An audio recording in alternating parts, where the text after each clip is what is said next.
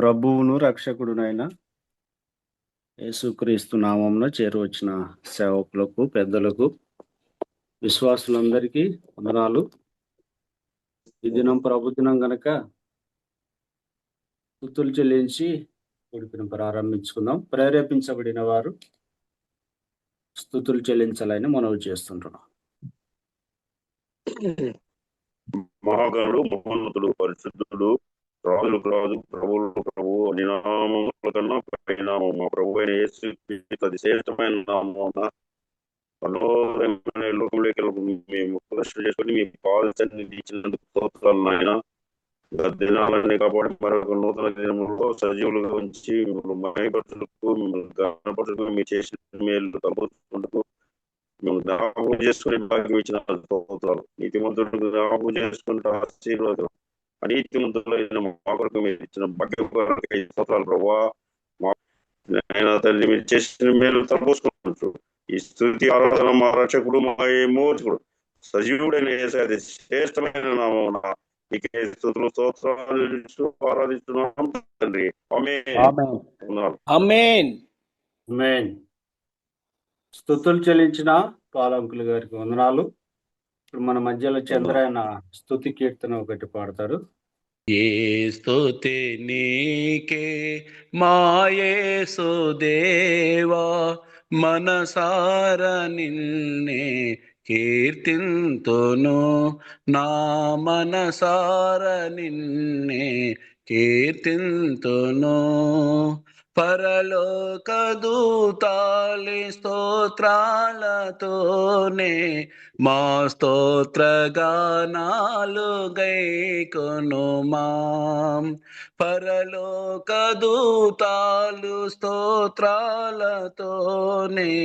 మా స్తోత్రగానాలు గైకొనుమా. ఏ స్తుతి నీకే మా యేసుదేవా, మనసార నిన్నే కీర్తింతును, నా మనసార నిన్నే కీర్తింతును. జగతికి పునాది నీవని, మాలో నీవు పేరే నీవేనని. జగతికి పునాది నీవని, మాలో నీవు పేరే నీవేనని. మా పోషకుడవు నీవేనని, మా కాపరివి నీవేనని. మా పోషకుడవు నీవేనని, మా కాపరివి నీవేనని. మా హృదయాలలో ఉండాలని, నీ సాక్షిగా మేము బ్రతకాలని. ఏ స్తుతి నీకే మా యేసుదేవా, మనసార నిన్నే కీర్తింతును, నా మనసార నిన్నే కీర్తింతును. మనసార నీ దరి చేరగా మాకెంతో సంతోషమాయేగా. మనసార నీ దరి చేరగా మాకెంతో సంతోషమాయేగా. హల్లెలూయా స్తుతి మధుర గీతాలతో నా హృది ప్రవహించే సెలయేరులా. హల్లెలూయా స్తుతి మధుర గీతాలతో మా హృది ప్రవహించే సెలయేరులా. నీ మధుర ప్రేమను చాటాలని, నీ జీవ బాటలో నడవాలని. ఈ స్తుతి నీకే మా యేసుదేవా, మనసార నిన్నే కీర్తింతును, నా మనసార నిన్నే కీర్తింతును. అందరికి వందనాలయ్యా. స్తుతి కీర్తన పాడి ప్రభుని గణపరిచిన చంద్రాయనకు మార్నింగ్ కాన్ఫరెన్స్ ద్వారా వందనాలన్నా. ప్రేరేపించబడిన వారు ఒకరు స్తుతులు చెల్లించండి క్లుప్తంగా. సర్వోన్నతుడా, సృష్టికర్త, సర్వంతర్యామి, నీకు వందనాలు, స్తోత్రాలు, స్తుతులు చేస్తున్నాను నా ప్రభువా. ఈ దినాన్ని బట్టి వందనాలు. ఈరోజు నా తండ్రి పునరుత్థానానికి జ్ఞాపకం చేసుకోవడానికి ఇచ్చినటువంటి కృపను బట్టి వందనాలు, స్తోత్రాలు, స్తుతులు చేసుకుంటున్నాం. ఈ సహాయం దయచేసినటువంటి చేస్తున్నాం.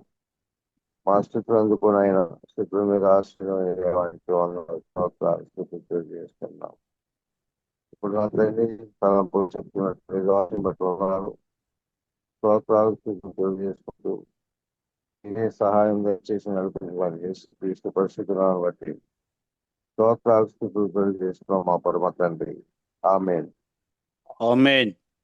ప్రేరేపించబడిన వారు ఒక పల్లవి ఒక చరణం పాడండి. స్తుతి కీర్తన లేదంటే శిలువ ధ్యానం కీర్తన.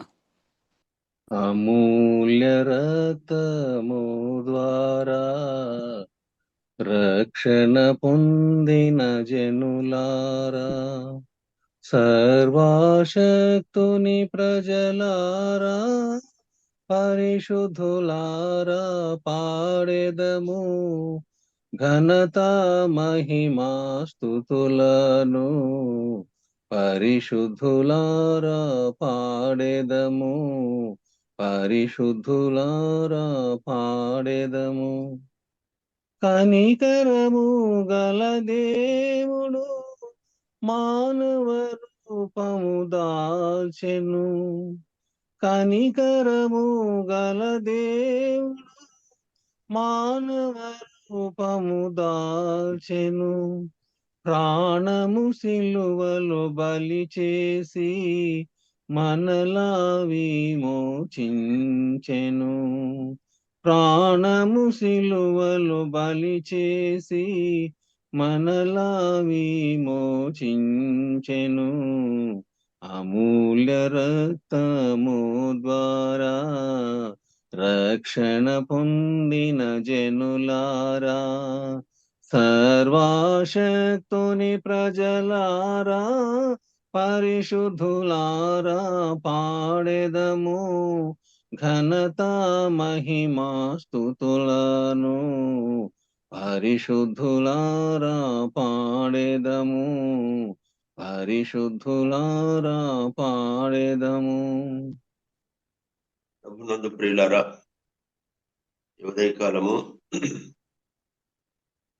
ఈ రీతిగా మనం దేవుని సన్నిధిని సమీపించడానికి దేవుడు మనకు అనుగ్రహిస్తున్న ఈ మంచి సమయాన్ని బట్టి దేవుని స్తుతిస్తున్నా.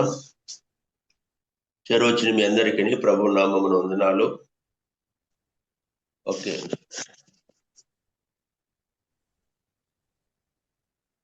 ఉదయకాలము దేవుని సన్నిధిలో మనం చేరి ఉండగా ఉదయకాలం ఆరాధనా తలంపులు మనం విందాం. ప్రకటన గ్రంథము 5వ అధ్యాయము. ప్రకటన గ్రంథము 5వ అధ్యాయం మొదటి నుంచి కొన్ని వచనాలు చదువుకుందాం. మరియు లోపటను వెలుపటను వ్రాత కలిగి 7 ముద్రలు గట్టిగా వేసి ఉన్న ఒక గ్రంథం సింహాసనమునందు ఆసీనుడయుండు అని కుడి చేత చూచితిని. మరియు దాని ముద్రలు తీసి ఆ గ్రంథం విప్పుటకు యోగ్యుడైన వాడెవడని బలిష్ఠుడైన ఒక దేవదూత బిగ్గరగా ప్రచురింపగా చూచితిని. అయితే పరలోకమందు గాని భూమి మీద గాని భూమి క్రింద గాని ఆ గ్రంథం విప్పుటకైనను చూచుటకైనను ఎవనికిని శక్తి లేకపోయిను.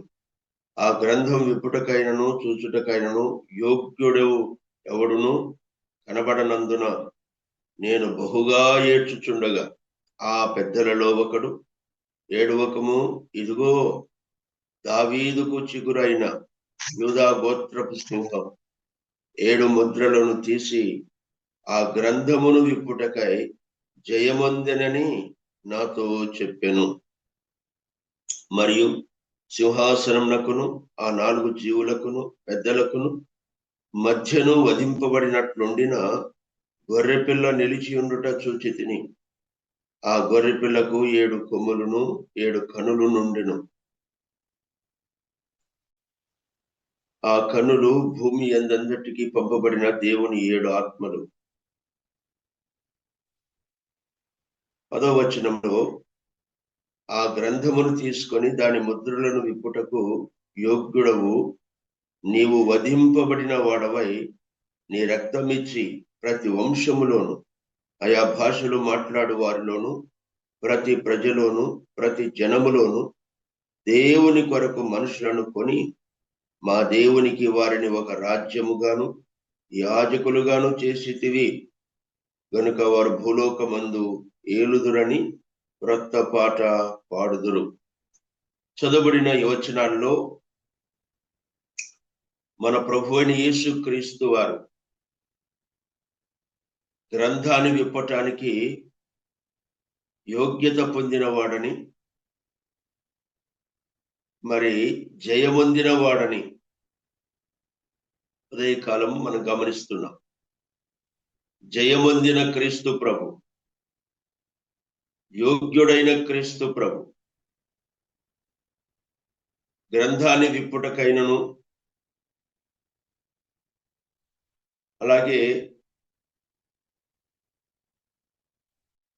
ఆరాధనకు అలాగే ఆరాధించే విషయంలో గాని పాత్రుడు యోగ్యుడు ప్రభువే అని పరలోకములో ఒక గొప్ప స్వరం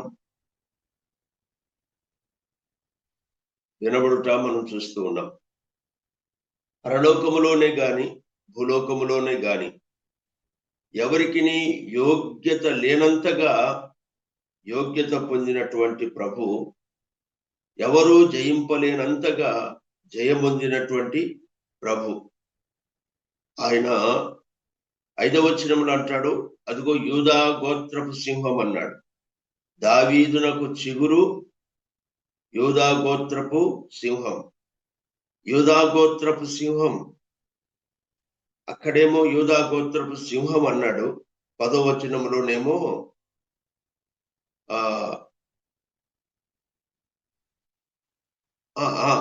అదే వచనంలోనే కింది వచనంలో వధింపబడిన గొర్రెపిల్ల అని చెప్తున్నాడు. 5వ వచనంలోనేమో సింహం అన్నాడు. 6వ వచనంలోనేమో గొర్రెపిల్ల అని జ్ఞాపకం చేస్తున్నాడు. సింహం జయ జీవితం పొందినది, సాటి లేనిది. క్రూర మృగములన్నిటికంటే, అడవి జంతువులన్నిటికంటే సింహం అది ఒక ఉన్నతమైన స్థానంలో ఉంచబడినది. దానికంటూ ఒక స్థానం ఉంది, ఒక స్థానం ఉంది. దానికి సాటి అయినటువంటి జంతువులు ఏవీ లేవు వాస్తవంగా మనం ఈ లోకరీత్యా ఆలోచన చేస్తే. అలాగైతే ఇక్కడ మన ప్రభువుని గురించి వ్రాయబడిన మాట సింహం, యూదా గోత్రపు సింహం, యూదా గోత్రపు సింహం. దీని అర్థం ఏంటంటే ప్రభువుకు సాటి అయిన వారు ఇంకెవరునూ లేరు.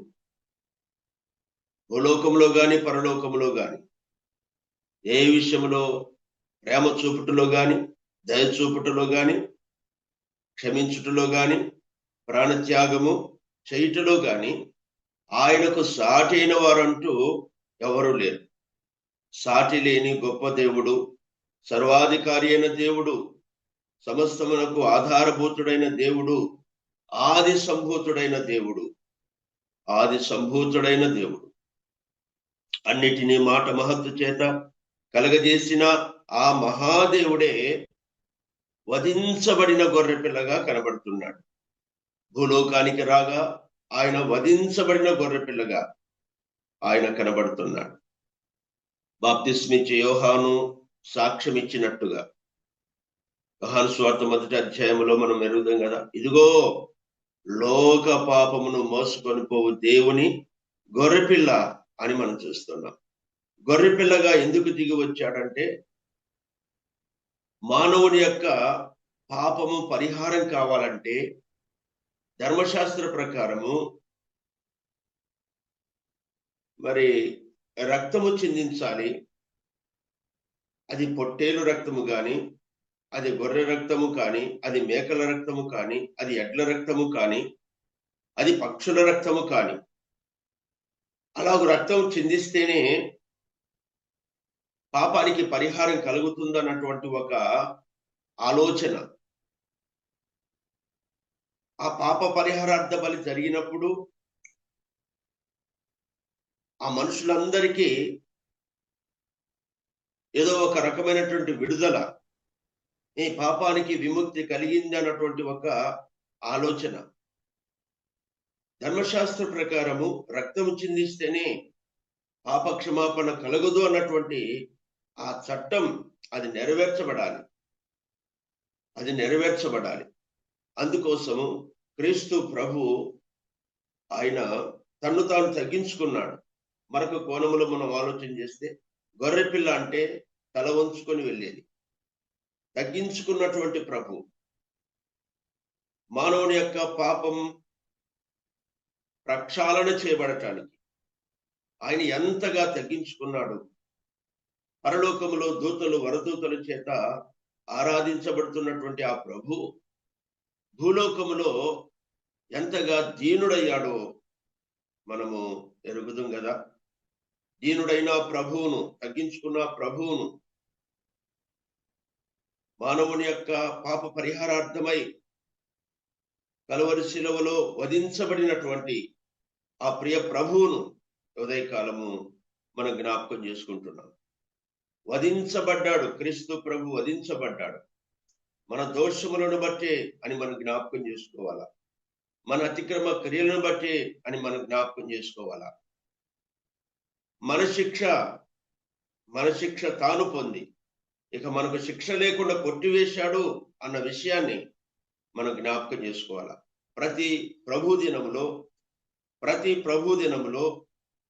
వధించబడిన గొర్రెపిల్ల ఆ ప్రియ ప్రభువును మనము జ్ఞాపకం చేసుకోవాలా. ఆయన వధించబడుట ద్వారానే మనకు ఈ భాగ్యం దొరికిందని మనం జ్ఞాపకం చేసుకోవాలా.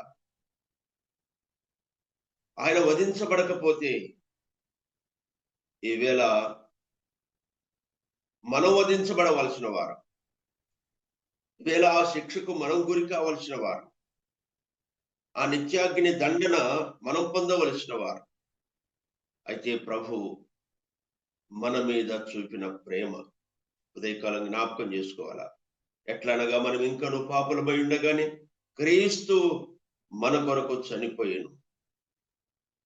ఆయన చనిపోవటం ద్వారా మన మీద ప్రేమ ఎంత గొప్పదో వెల్లడి చేయబడింది.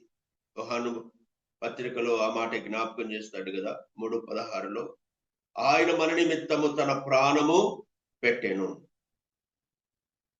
ఇందువలన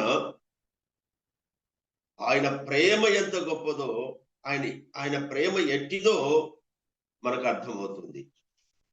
ప్రియులారా, ఉదయకాలం మనల్ని ప్రేమించి మన కొరకై ప్రాణం ఇచ్చిన ఆ ప్రియ ప్రభువును ఇక్కడ మనం చూస్తున్నాం కదా. 10వ వచనంలో, ప్రకటన గ్రంథం 5:10లో, నీవు వధింపబడిన వాడవై రక్తమిచ్చి ప్రతి వంశములోను, ఆయా భాషలు మాట్లాడు వారిలోను, ప్రతి ప్రజలోను, ప్రతి జనములోను దేవుని కొరకు మనుషులను కొని మా దేవునికి వారిని ఒక రాజ్యముగాను యాజకులను గాను చేసేది.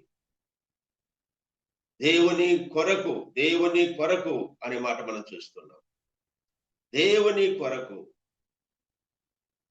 మనల్ని ఒక రాజ్యముగా, ఒక యాజకులాగా, యాజక వంశస్థులుగా, రాజులైన యాజక వంశస్థులని భక్తుడు జ్ఞాపకం చేశాడు.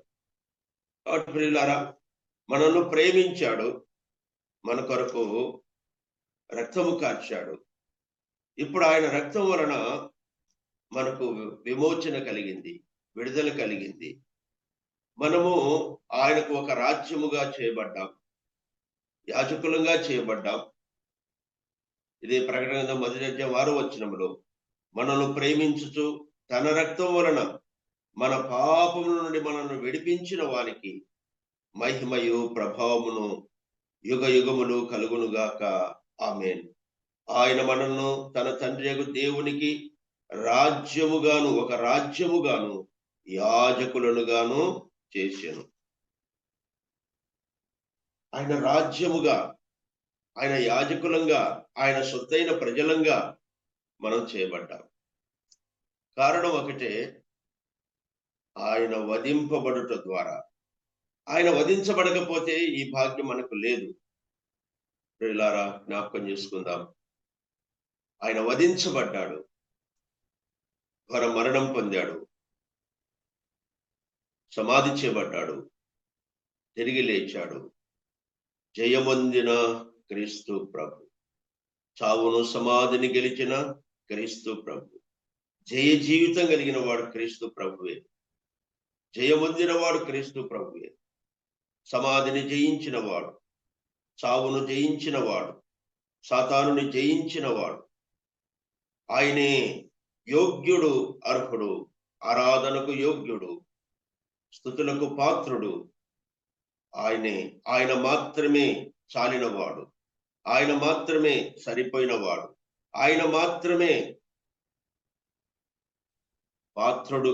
కనుక ఉదయకాలం ఆయనను జ్ఞాపకం చేసుకోవాలా, వధింపబడిన క్రీస్తు ప్రభువును జ్ఞాపకం చేసుకోవాలా, జయమొందిన క్రీస్తు ప్రభువును జ్ఞాపకం చేసుకోవాలా. ఆయన వధింపబడి మనకు బాధ్యతనిచ్చాడు. కాబట్టి ఆ ప్రియ ప్రభువును జ్ఞాపకం చేసుకుంటూ ఉదయకాలం మరి ఆరాధనలో మనం అందరము కూడా ముందుకు సాగుతూ అలాగూ ప్రభువును ఆరాధిస్తూ ఆరాధనలో సాగిపోదము గాక. ప్రభు ఈ తలంపులు మన వెనుకడిలో దీవించును గాక. ఆరాధన తలంపులు అందించిన రాజరత్నం అన్నకు వందనాలు. ప్రేరేపించబడిన వారు క్లుప్తంగా స్తుతులు చెల్లించాలని మనం చేస్తుంటున్నాం.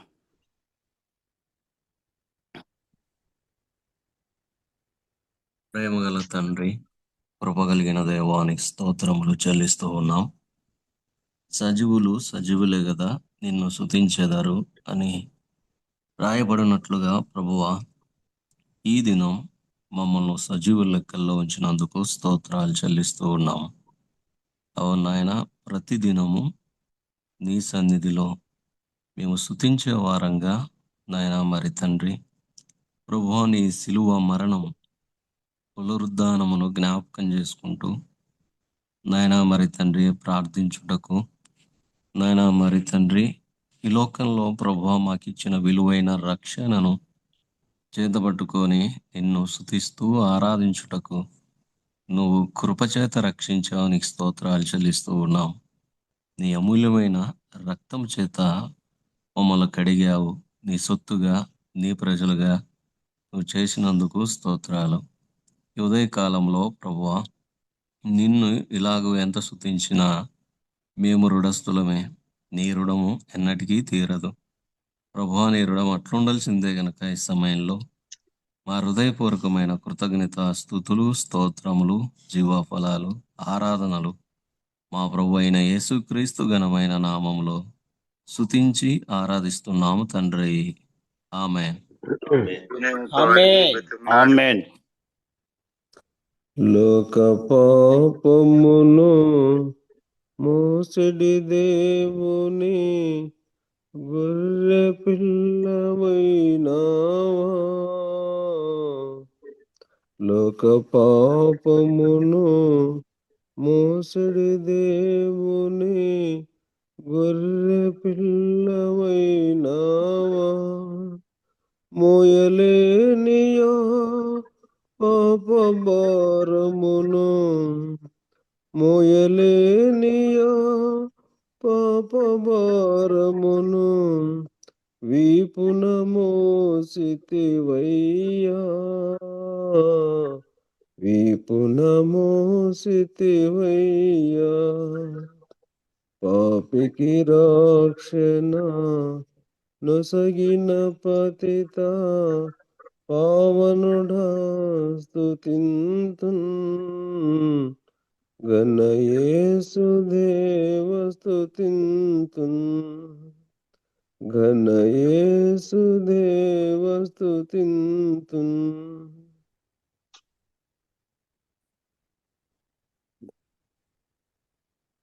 శిలువ కీర్తన పాడి ప్రభుని స్తుతించిన శివారెడ్డనకు వందనాలు. ఇప్పుడు మన మధ్యలో రాజరత్నం అన్న ఉన్నాడు. 6 గంటల 10 నిమిషాల వరకు వాక్య తలంపులు అందిస్తారు. మనమందరం శ్రద్ధగా విని ఆత్మీయ మేలు పొందుకుందాం. అన్న వందనాలన్నా. నాన్న వందనాలు. లైటింగ్ తక్కువ ఉందన్న మీ వైపు. ఎక్కువ ఉందా? ఫోన్ కూడా అడ్డం పెట్టుకోండి.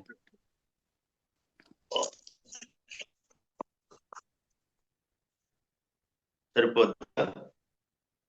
ఓకే ఓకే సరిపోతుందా? ఓకే అన్న ఓకే.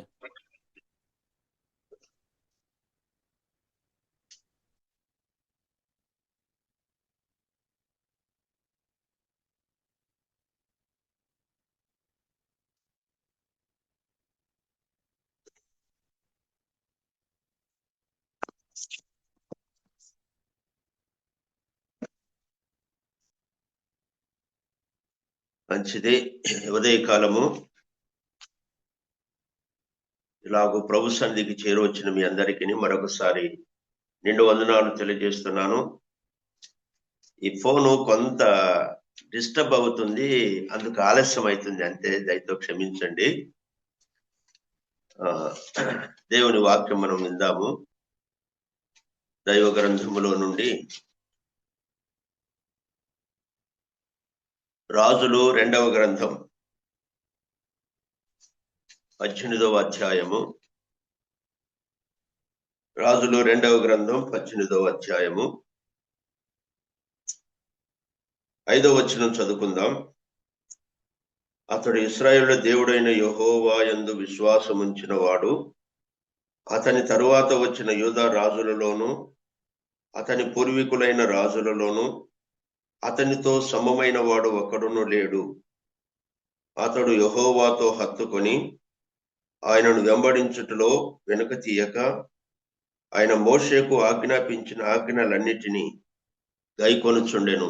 కావున యెహోవా అతనికి తోడుగా ఉండెను. తాను వెళ్ళిన చోటునెల్లా అతడు జయము పొందెను. చదవబడిన ఈ వచనాలు ప్రభు మన వినికిడిలో దీవించునుగాక. ప్రభునందు ప్రియులారా, ఉదయకాలం మనం చదువుకున్న ఈ వచనాలు యూదారాజైన హిజ్కియాను గూర్చినటువంటి విషయాలు ఇందులో వ్రాయబడ్డాయి. మరి ఇశ్రాయేలు ప్రజలను గాని యూదా ప్రజలను గాని పరిపాలించినటువంటి రాజులలో మంచివారైన వారు ఉన్నారు, చెడ్డవారైన వారు కూడా ఉన్నారు. మంచి రాజులు ఉన్నారు, చెడ్డ రాజులు ఉన్నారు.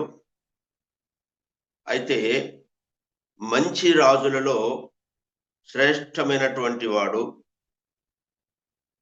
మంచి రాజులలో తనతో సమమైన వారు ఇంకొకరును లేరని సాక్ష్యం పొందినటువంటి వాడు అతనే హిజ్కియా.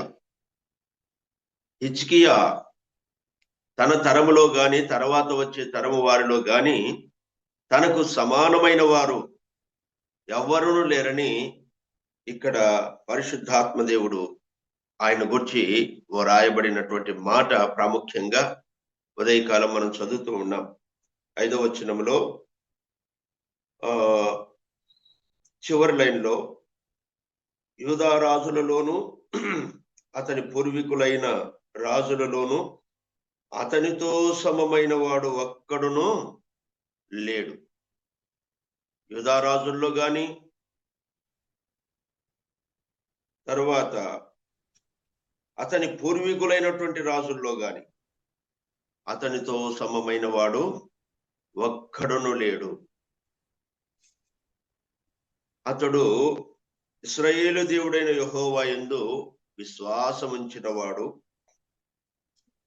అతడు యెహోవాను హత్తుకున్నవాడు, వెంబడించుటలో వెనక తీయని వాడు,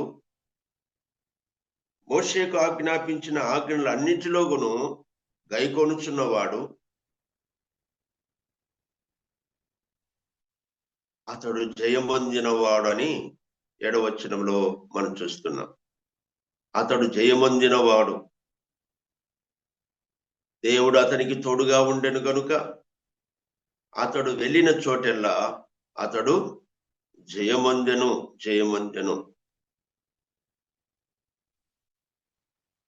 జయమొందిన హిజ్కియా పరిపాలన చేయుటలో గాని, ప్రజల క్షేమం విషయంలో గాని, వ్యక్తిగతంగా తాను దేవునికి ప్రతిష్ఠించుకునే విషయంలో గాని, దేవుని కొరకు సమర్పణ కలిగి జీవించే విషయంలో గాని హిజ్కియా లాంటి రాజు లేడు అని చెప్పని మనం గమనిస్తా ఉన్నాం. రిఫరెన్స్ సార్ చెప్పను. దినవృత్తాంతంలో 2వ గ్రంథం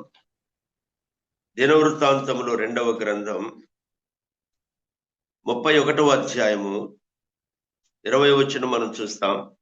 హిజ్కియా యూదా దేశం అంతటను ఇలాగున జరిగించి తన దేవుడైన యెహోవా దృష్టికి అనుకూలముగాను, యథార్థముగాను, నమ్మకముగాను పనిచేయుచూ వచ్చెను. తన దేవుని ఆశ్రయించుటకై దేవుని మందిర సేవ విషయమందేమి, ధర్మశాస్త్ర విషయమందేమి, ధర్మవంతుడి విషయమందేమి, తాను ఆరంభించిన ప్రతి పని అతడు హృదయపూర్వకముగా జరిగించి వర్ధిల్లెను. ఇక్కడ హిజ్కియాని గురించి మంచి మాటలు మనం చదువుతూ ఉన్నాం. యూదా దేశమంతటను ఇలాగున పని జరిగించాడు. ఎలాగంటే యెహోవా దృష్టికి అనుకూలముగా నడుచుకొనుచు, నమ్మకముగా జీవించుచు, యథార్థముగా జీవించుచు, హృదయపూర్వకంగా తాను చేసిన ప్రతి పని హృదయపూర్వకంగా చేసిన వాడని మనం చదువుతూ ఉన్నాం. పనిచేసిన హిజ్కియా,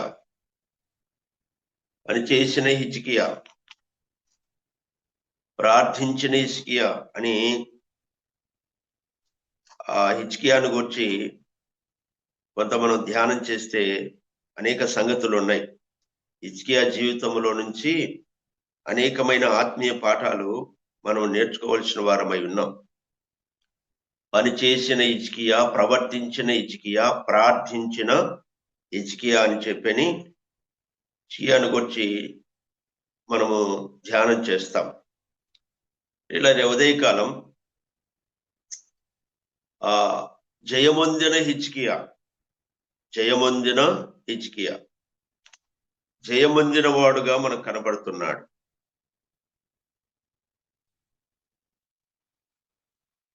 జయ జీవితం అనేది చాలా ప్రాముఖ్యమైంది.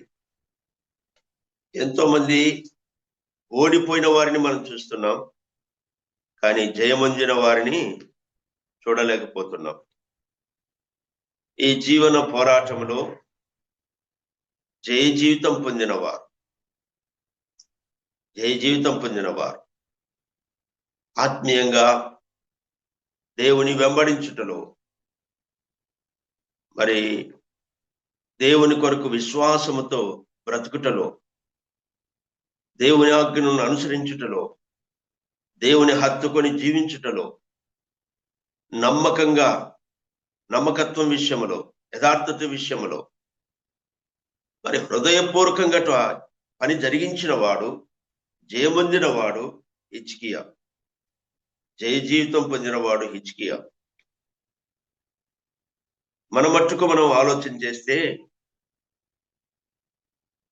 ఏదో ఒక విషయంలో మనం ఓడిపోయిన వారంగా కనబడతాం. ఏదో ఒక విషయంలో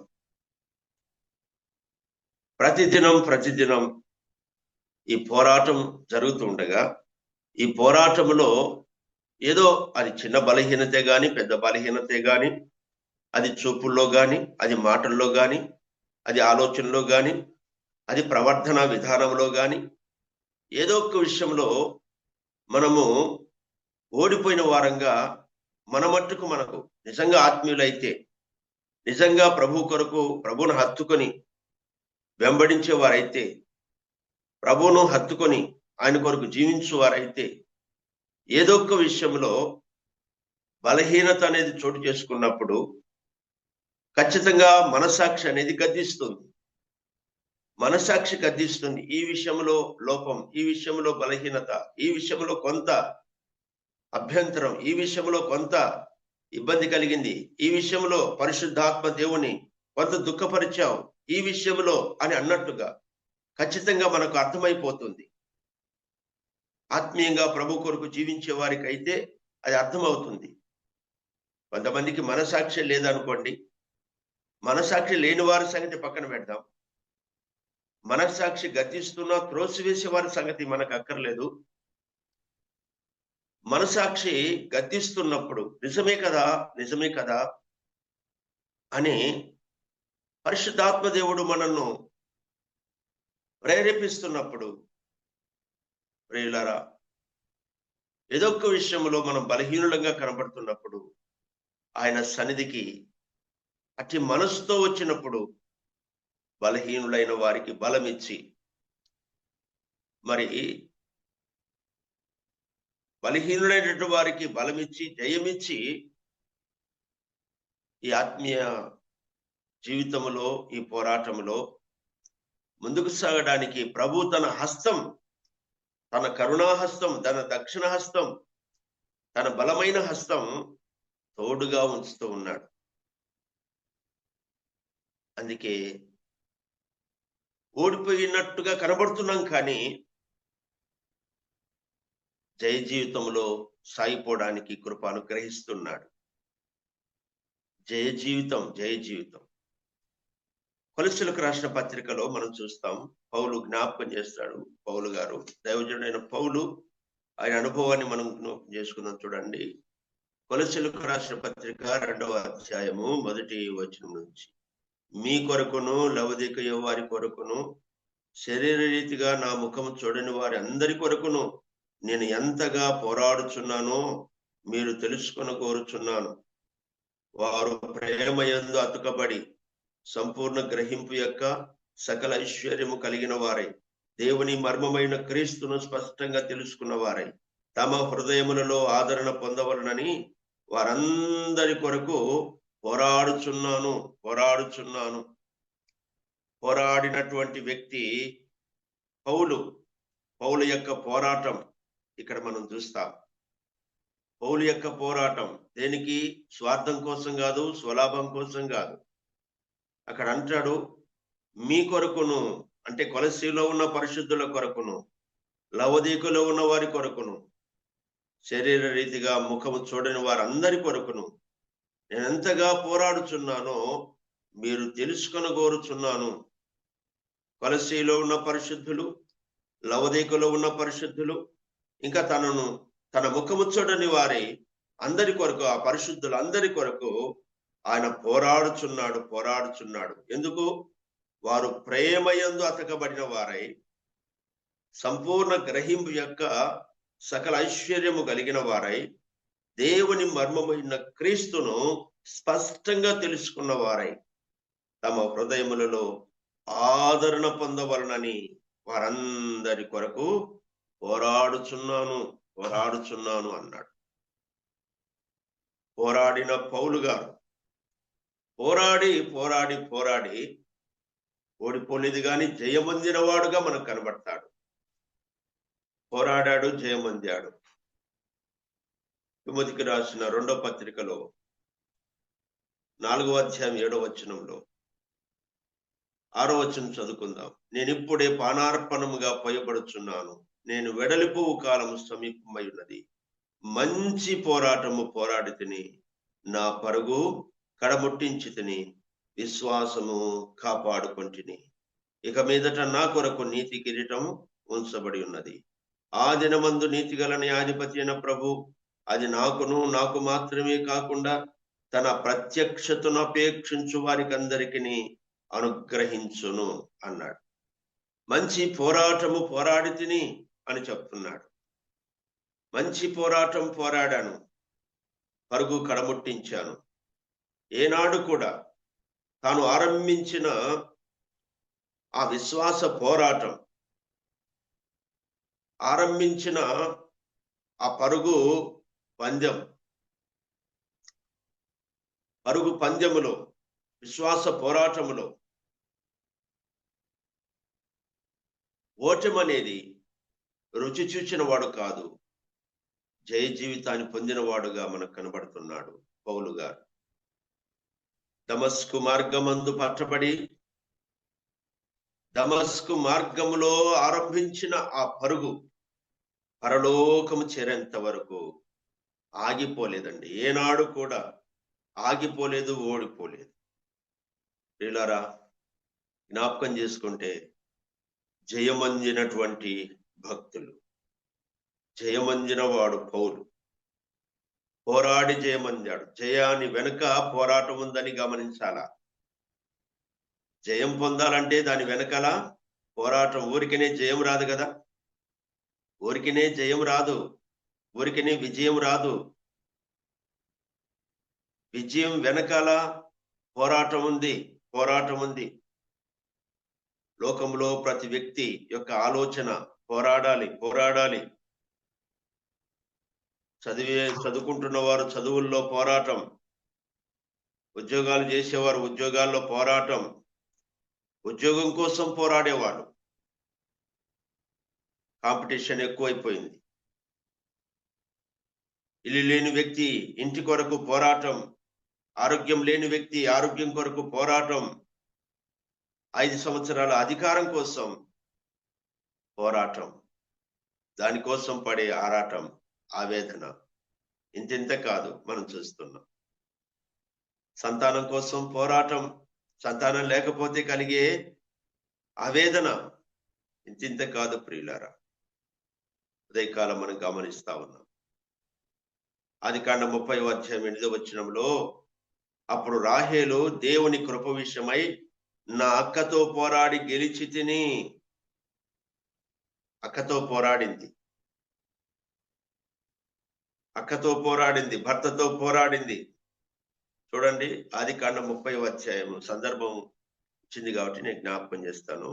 30వ అధ్యాయము 8వ వచనంలో, ఆదికాండం 30వ అధ్యాయం 8వ వచనము, అప్పుడు రాహేలు దేవుని కృప విషయమై నా అక్కతో పోరాడి గెలిచి తిని అనుకొని అతనికి నఫ్తాలి అను పేరు పెట్టెను. మొదటి వచనములో మనం చూస్తాం, రాహేలు తాను యాకోబునకు పిల్లలు కనకపోవట చూచి తన అక్క యందు అసూయపడి యాకోబుతో, నాకు గర్భఫలమిమ్ము, లేని ఎడలా నేను చచ్చెదను. యాకోబుతో పోరాడుతా ఉంది సంతానం కోసం, గర్భఫలము కోసం భర్తతో పోరాడుతా ఉంది. కానీ ఆదరణ పొందలేకపోతుంది. భర్తతో పోరాడుతుంది, జయం పొందలేకపోతుంది. అక్కతో పోరాడుతుంది, జయం పొందలేకపోతుంది. మెట్టుకు ఒక మాట చెప్పాడు ఇక్కడ 8వ వచనంలో, దేవుని కృప విషయమై అన్నాడు. దేవుని కృప విషయమై రాహేలు దేవుని కృప విషయమై భర్తతో పోరాడింది, జయం పొందలేకపోయింది. అక్కతో పోరాడింది, జయం పొందలేకపోయింది. తర్వాత అర్థమైంది, ఈ మనుషులతో పోరాడితే జయం పొందలేమనుకొని దేవునితో పోరాడింది, దేవుని సన్నిధిలో పోరాడింది. ఇది ప్రార్థన పోరాటం, సంతానం కోసం పోరాటం, దేవుని సన్నిధిలో దేవుని కృప విషయమై పోరాడి గెలిచి తిని అని అంటుంది.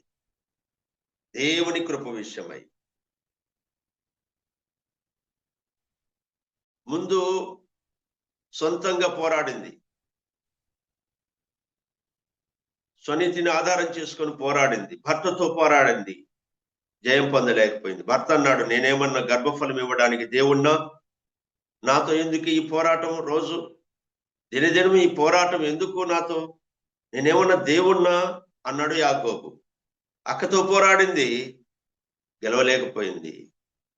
సొంతంగా పోరాడుతా ఉంది, దేవుని కృప లేకుండా పోరాడుతా ఉంది, దేవుని దయ లేకుండా పోరాడుతా ఉంది, దేవునితో సంబంధం లేకుండా పోరాడాలనుకుంది, కానీ ఓడిపోయింది. అయితే ఇక్కడ దేవుని కృప తర్వాత దేవుని కృప విషయమై, అనగా దేవుని ఆధారం చేసుకుంది. దేవుని కరుణాహస్తం తోడుగా ఉంటే తప్ప నాకు జయము కలగదు అనుకుంది, సంతానం కలగదు అనుకుంది. దేవుని కృప కొరకు పోరాడింది, దేవుని దయ కొరకు పోరాడింది. దేవుని కరుణాహస్తం తోడుగా ఉంటే చాలు అనుకుంది. తర్వాత అంటుంది, దేవుని కృప విషయమై నేను పోరాడి నా అక్కతో గెలిచి తిని అంటుంది. తరువాత సమూయేలు మొదటి గ్రంథం మొదటి అధ్యాయం 10వ వచనంలో కూడా ఒక సహోదరి మనం చూస్తాం. ఆమె హన్న బహు దుఃఖాక్రాంతురాలై వచ్చి యెహోవా సన్నిధిని ప్రార్థన చేయుట చూస్తాం, బహుగా ఏడ్చుట చూస్తాం. ఎక్కడ? దేవుని సన్నిధి. భర్తతో పోరాడటం వల్ల ప్రయోజనం లేదనుకుందేమో, అసూయపడిన ఆ అక్కతో పెనిన్నాతో పోరాడడం ప్రయోజనం లేదనుకుందేమో. దేవుని సన్నిధిలో బహు దుఃఖాక్రాంతురాలై సంతానం కొరకు పోరాడింది, చేయమందింది. ఇలారా మనం చూస్తాం. హోషేయ గ్రంథం 12వ అధ్యాయములో ఇదే యాకోబును గురించి మనం చూస్తాం. యాకోబు మగ సిరిగలవాడై దేవునితో పోరాడెను, అతడు దూతతో పోరాడి జయమందెను అని మనం చూస్తా ఉన్నాం. ఒకప్పుడు అన్నతో పోరాడాడు, అబద్ధాలు చెప్పి ఆశీర్వాదం కావాలని. తండ్రితో పోరాడాడు, అబద్ధాలు చెప్పి ఆశీర్వాదం పొందాలని. వందనం పొందాడు కానీ ఆదరణ పొందలేకపోయాడు, అందుమూలంగా నెమ్మది పొందలేకపోయాడు. అబద్ధం చెప్పి మోసగిచ్చి ఆశీర్వాదం పొందాలనుకున్నాడు కానీ సంతృప్తి చెందలేకపోయాడు. అది అతనికి సంతృప్తిగా లేదు, అది సంతోషాన్ని మిగిల్చలేకపోయింది, అది ఆనందాన్ని మిగిల్చలేకపోయింది. ప్రియులారా, ఆదరణ పొందలేకపోయాడు. తర్వాత అర్థమైంది, దేవుని సన్నిధిలో తప్ప జయ జీవితం మరొక స్థలములో లేదు అని అనుకున్నాడు కాబోలు యాకోబు. దేవునితో పోరాడాడు, దూతతో పోరాడాడు, జయమొందిన వాడుగా కనబడుతున్నాడు. మగ సిరిగలవాడై అతడు కన్నీళ్లు విడిచెను, అతడు దేవునితో పోరాడెను, అతడు దూతతో పోరాడెను, అతడు జయమొందెను అని మనం చదువుతున్నాం హోషేయ గ్రంథం 12:3. రాజుల మొదటి గ్రంథం 17వ అధ్యాయంలో మనం చూస్తే అక్కడ ఏలియా మనకు కనబడతాడు. ఏలియా మరణం చూడకుండా కొనిపోబడినటువంటి వ్యక్తి. మరణం చూడకుండా కొనిపోబడిన వ్యక్తుల్లో ఇద్దరు, మొదట హనోకు, తర్వాత ఏలియా. అంటే దేవునికి ఎంత దగ్గరస్తులుగా ఉన్నారు, దేవునికి ఎంత సమీపస్తులుగా ఉన్నారు, దేవుని మీద ఎంత ఆనుకొని హత్తుకొని జీవించారు మనకు తెలుసు. ప్రియులారా, దేవుని అడుగుజాడల్లో ఎలా నడుచుకున్నారు మనం చూస్తాం. హనోకు 300 సంవత్సరాలు దేవునితో నడిచాడంటే చిన్న సంగతి కాదు కదా. దేవునితో నడిచాడు, కుటుంబం, భార్య, పిల్లలు కలిగి దేవునితో నడిచాడు. దేవునితో నడక 33 సంవత్సరాలు నా అనుభవంలో. ఈ 33 సంవత్సరాల్లో ఎన్ని ఆటంకాలు, ఎన్ని అభ్యంతరాలు, ఎన్నిసార్లు కృంగిపోయామో, ఎన్నిసార్లు నలిగిపోయామో, ఎన్నిసార్లు దేవునికి దుఃఖం కలిగించామో తెలియదు ప్రియులారా. ఎన్నిసార్లు లెక్కలేదు, ఎన్నిసార్లు కృంగిపోవటం లెక్కలేదు. హనోకు 300 సార్లు, ఏకంగా 300 సార్లు. 3 సంవత్సరాలు అంటేనే అబ్బబ్బా, దేవునితో నడక ప్రారంభించడం 3 సంవత్సరాలు అవగానే అబ్బబ్బలుగా ఉంది. 30 సంవత్సరాలు అవగానే అబ్బబ్బలుగా ఉంది. 300 సంవత్సరాలు నడిచాడంటే చిన్న సంగతి కాదు. దేవునితో నడిచిన వారు. హనోకు దేవునితో నడిచాడు, ఏలియా దేవునితో నడిచాడు. దేవుని కరుణాహస్తం తోడుగా ఉండగా జయ జీవితంలో సాగిపోయిన వారుగా ఉన్నారు. అయితే ఇక్కడ ఏలియాను గురించి మనం చూస్తాం. అది వరకు జయ జీవితంలో సాగిపోయినటువంటి ఏలియా, పరాక్రమవంతుడు ఏలియా, రోషం గలవాడు ఏలియా, మరి దేవుని కొరకు జీవించాలని ఎంతో పట్టుదల కలిగిన వాడు, దేవుని యొక్క శక్తి, దేవుని యొక్క మహిమ, దేవుని ప్రభావం ప్రజలకు వెల్లడి చేయాలని ఎంతో ఆరాటపడిన వాడు వ్యక్తి ఏలియా. మంచి ప్రార్థనాపరుడు ఏలియా, మంచి భక్తిపరుడు ఏలియా. ప్రియులారా, మరి ఒకానొక సందర్భంలో అలసిపోయాడు. అహాబుతో పోరాడి అలసిపోయాడు. అహాబు భార్య అయిన యెజబెలుతో పోరాడి అలసిపోయాడు. ఆదరణ పొందలేకపోయాడు. 19వ అధ్యాయం 4వ వచనం అంటాడు, అతడు మరణాపేక్ష గలవాడై ఇంత మట్టుకు చాలును, నా ప్రాణము తీసుకొనుమని ప్రార్థన చేశాడు. అంత పరాక్రమశాలి అయినటువంటి, అంత ధైర్యశాలి అయినటువంటి, అంత ప్రార్థనా వీరుడైనటువంటి ఏలియా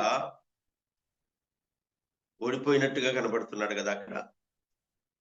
ఎందుకు ప్రభువా, ఈ యెజబెలు చేతిలో చావడం ఎందుకు? వద్దు, ప్రాణం తీసుకో అంటున్నాడు. కృంగిపోయాడు, అలసిపోయాడు. అప్పుడు 19వ అధ్యాయం 7వ వచనంలో, అయితే యెహోవా దూత 2వ మారు వచ్చి అతన్ని ముట్టి, నీ శక్తికి మించిన ప్రయాణం నీ ఎదుట నీకు సిద్ధమై ఉన్నది, నీవు లేచి భోజనం చేయమని చెప్పాను. ఎందుకు కృంగిపోతావు ఏలియా? ఇంకా ప్రయాణం ఉంది, నీ శక్తికి మించిన ప్రయాణం ఉంది. ఇదిగో నీళ్ళ బుడ్డి, ఇదిగో ఆహారం, భుజించు, శక్తి పొందుకో, బలం పొందుకో, పోరాడు అన్నాడు. ఆహారం తీసుకున్నాడు, బలం పుంజుకున్నాడు, పోరాడాడు. ప్రియులారా, జయమందాడు. నిజమే, మన జీవితాల్లో ఎన్నోసార్లు మనం కూడా కృంగిపోతుంటాం. అయితే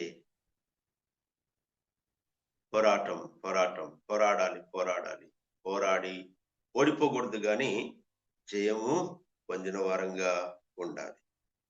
కొలస్సీయులకు రాసిన పత్రిక 4వ అధ్యాయంలో 12వ వచనంలో మరొక వ్యక్తిని మనం చూస్తాము. అతడు ఎపఫ్రా. అతడు ప్రార్థనలో పోరాడినవాడని మనం చూస్తాం. కొలస్సీయులకు రాసిన పత్రిక 4వ అధ్యాయము 12వ వచనంలో ఈ ఎపఫ్రాను గురించి వ్రాస్తూ, ఇతడు మీలో ఒకడును క్రీస్తు యేసు దాసుడైన ఎపఫ్రా మీకు వందనములు చెప్పుచున్నాడు. మీరు సంపూర్ణుడును ప్రతి విషయములో దేవుని చిత్తమును గురించి సంపూర్ణాత్మ నిశ్చేత గలవారునై నిలకడగా ఉండవలనని ఇతడు ఎల్లప్పుడూ మీ కొరకు తన ప్రార్థనలలో పోరాడుచున్నాడు. ఇతడు మీ కొరకును, లవదికి వారి కొరకును, యోరా పులివారి వారి కొరకును బహు ప్రయాసపడుచున్నాడని ఇతని గురించి సాక్ష్యమిచ్చుచున్నాను అని చెప్తున్నాడు. మీలో ఒకడు క్రీస్తు యేసు దాసుడు ఎపఫ్రా. ఇతడు పోరాడుచున్నాడు. పరిశుద్ధులందరి కొరకై పోరాటం చేసినావు. అనారోగ్య పరిస్థితుల్లో కూడా పోరాడాడు, జయమొందిన వాడుగా కనబడుతున్నాడు. కాబట్టి ప్రియులారా, ఉదయకాలం విశ్వాస పోరాటం ఆరంభించాం, ఆత్మీయ పోరాటం ఆరంభించాం, పోరాడుతున్నాం. సంవత్సరాలైంది. కొందరి జీవితాల్లో 20 సంవత్సరాలు, 30 సంవత్సరాలు, 50 సంవత్సరాలు ఇలా ఈ ఆత్మీయ పోరాటం సాగిపోతుంది. అయితే కృంగిపోక అలసిపోక, ఆగిపోక, దినదినం అనుదినం జయం పొందుచు పోరాటములో గెలవాలని జ్ఞాపకం చేస్తూ ఉన్నాం. మంచి పోరాటము పోరాడి తిని, నా పరుగు తుదముట్టించి తిని, ఇక నా కొరకు నీతి కిరీటం ఉంచబడి ఉన్నది.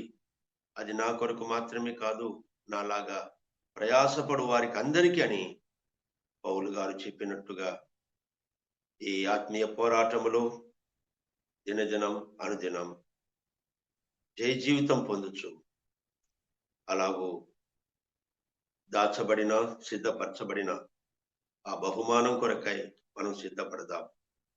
జయమొందిన వారు మాత్రమే నాతో పాటు సింహాసనమందు కూర్చుండనిస్తాను అని ప్రకటన గ్రంథంలో మనం చూస్తాం కదా. జయమొందిన వారు మాత్రమే ప్రభుతో ఉంటారు. చూడండి, ప్రకటన గ్రంథం 3వ అధ్యాయము 21వ వచనం. నేను జయించి నా తండ్రితో కూడా ఆయన సింహాసనమునందు కూర్చుండి ఉన్న ప్రకారం జయించు వారిని నాతో కూడా నా సింహాసనమునందు కూర్చుండనిచ్చెదను అన్నాడు. ఇక్కడ ప్రభు పలికిన మాట నేను జయించాను అని చెప్పిన మాట. నేను జయించాను, జయ జీవితం పొందాను. ఎస్, ప్రభులో ఎక్కడ ఓడిపోయినటువంటి ఆనవాలు లేవు. ఏ కోశాన తాను ఏ విషయంలో కూడా, ఏ ఒక్క విషయంలో కూడా ప్రియులారా ఓడిపోయినట్టుగా ఆయన లేదు. ఆయన జయించాడు. అన్నిటిలో జయం పొందినవాడు, అన్నిటిలో సరిపోయినవాడు, అన్నిటిలో చాలినవాడు మన ప్రభువే. మనకందరికీ సరిపోయినవాడు, చాలినవాడు మన ప్రభువే. జయమొందిన ప్రభు, వధించబడి రక్తము చిందించి మనుషులందరి కొరకై రక్షణను సిద్ధపరిచిన ప్రభు, సాతానుని ఓడించినవాడు, సమాధిని ఓడించినవాడు, చావును ఓడించినవాడు మన ప్రభువే. లోకములో ఆయనకు సాలిన వారు, సరిపోయిన వారు ఇంకెవరూ లేరు అంటున్నాడు ప్రభు. నేను జయించాను, నా తండ్రితో కూడా సింహాసనమందు కూర్చుని ఉన్నాను. ఆ ప్రకారమే జయించు వారిని నాతో కూడా సింహాసనమునందు కూర్చుండనిచ్చెదను. ఆ ప్రకారమే, నేను జయించిన ప్రకారమే మీరును జయించగలిగితే అన్నిటిలో నా తండ్రితో పాటి నేను కూర్చున్న ఆ సింహాసనముతో సమానంగా మీరు కూడా నా స్థానములో, నా ప్రక్కలో ఆ సింహాసనం మీద కూర్చుంటారు. ఎంత గొప్ప భాగ్యం ప్రియులారా! అభాగ్యులం, అపాత్రులం, ఎన్నిక లేని వారం, ఏ మంచి లేని వారం, ఇంతగా ప్రేమించి ప్రభు మన కొరకు ప్రాణమిచ్చి రక్తమిచ్చి కొన్నాడు. ఆయన ప్రజలుగా, ఆయన సొత్తుగా అంగీకరించాడు. ఆయన కొరకు జయ జీవితం జీవించిన వారంగా ఉండాలని ప్రభు కోరుకుంటున్నాడు. విశ్వాసం విషయంలో గాని, వెంబడించే విషయంలో గాని, హత్తుకొని జీవించే విషయంలో గాని, ఆజ్ఞలను అనుసరించే విషయంలో గాని హిజ్కియా వెనకంజ వేయలేదు ప్రియులారా. తాను వెళ్ళిన చోటల్లా అతడు జయం పొందుతూ వచ్చాడని హిజ్కియాని గురించి మనం చదువుతున్నాం. ఆ రీతిగా మనం కూడా జయం పొందటానికి ప్రభు తన కరుణాహస్తం, తన బలమైన హస్తం, తన దక్షిణ హస్తం మనకు తోడుగా ఉంచునుగాక. ప్రభు ఈ మాటలు మన వినికిడిలో దీవించునుగాక.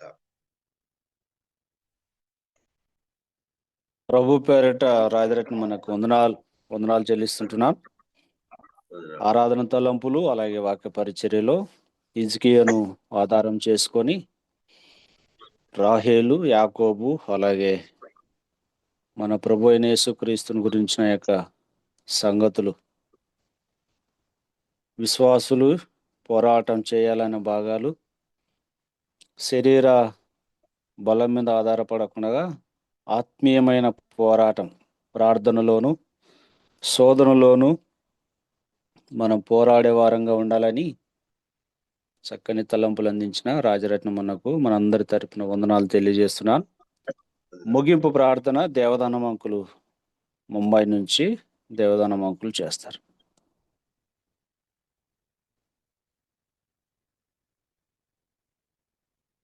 ఓకే అన్న, వందనాలు. వందనాలు అంకుల్. స్తుతులకు ఆధారభూతుడా, పరిశుద్ధుడా, మహోన్నతుడా, సర్వ సృష్టికర్త, సర్వాధికారి, రాజులకు రాజా, ప్రభువులకు ప్రభువా, మీ పవిత్రమైన ఘనమైన నామమునకు వందనాలు, స్తుతులు, స్తోత్రాలు నాయన. మీ కృపను బట్టి మరొక పునరుద్ధాన దినము, ప్రభు దినమును మాకు ఈ ఉదయకాలమున అనుగ్రహించినందుకై స్తుతులు చెల్లిస్తున్నాం. ఈ పరిశుద్ధ దినములో ప్రభా తండ్రి, మీ దాసులను ప్రభా నిలబెట్టుకుని చక్కగా ఆరాధనలోను వాక్య పరిచర్యలోను ప్రభా వాడుకొని మాకు కావలసిన హెచ్చరికలు దయచేసిన విధానాన్ని బట్టి వందనాలు తండ్రి. పరచమని ఈ దినపు కార్యమంతట్లో మీరు చేసిన మేళ్లను బట్టి, ఉపకారం బట్టి స్తుతులు చెల్లిస్తూ మరి నిర్విరాముగా ఈ యొక్క జూమ్ నడిపిస్తున్న బర్నబాస్ గారిని, వారి కుటుంబాన్ని, వారి పరిచర్యను దీవించమని యేసు పరిశుద్ధ నామమున వందనము చెల్లించి వేడుకొని ప్రార్థన చేస్తున్నాము తండ్రి. ఆమేన్. ఆమేన్. ప్రార్థన చేసిన పెద్దలు దేవదానం అంకులకు వందనాలు.